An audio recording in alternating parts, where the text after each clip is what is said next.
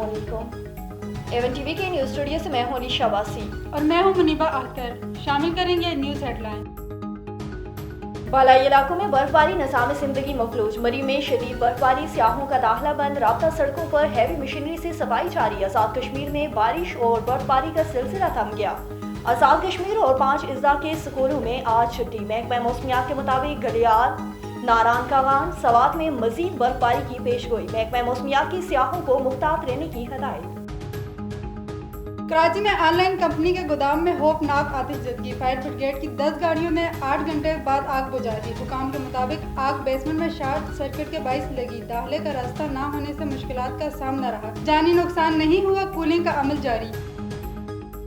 शहबाज शरीफ हुकूमत ने पहले साल में क्या खोया क्या पाया। हुकूमत 1 साल की कारकर्दगी आज कौम के सामने रखेगी। जना कन्वेंशन सेंटर में खुसूसी तकरीब मुनक्किद की जाएगी।